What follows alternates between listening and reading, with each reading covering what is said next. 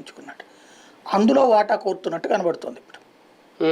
అంతే కదా. ఇప్పుడు సాక్షి అనేది రాజశేఖర రెడ్డి పెట్టించిన ఆస్తి కాదు, లేదా రాజశేఖర రెడ్డి డబ్బులు ఇస్తే పెట్టింది కూడా కాదు.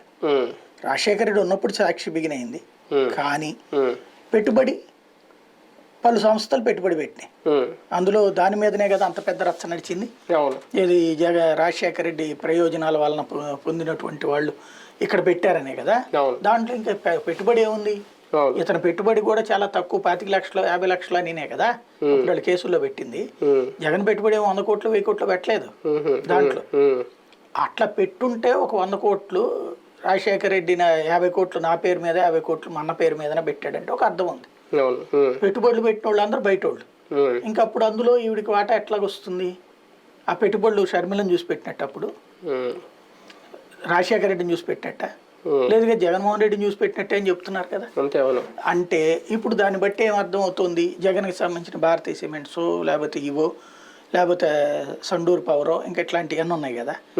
వాటన్నిట్లో ఇవన్నీ జగన్ తన వ్యాపార సామ్రాజ్యం తను విస్తరించుకున్నాడు. వాస్తవంగా తను ఆ రోజుల నుంచి కూడా తను మొదట్లో రాజకీయాలకు రాలేదు కదా, బిజినెస్లని తను చూసుకున్నాడు.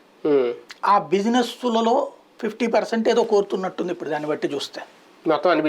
అంతే కదా. ఇప్పుడు దీంట్లో ఏంటంటే యాజ్ ఫర్ నామ్స్ అయితే పిత్రార్జితం వచ్చినటువంటిది. అంటే రాజారెడ్డి గారి నుంచి రాజశేఖర రెడ్డి గారికి వచ్చిన వాటాలో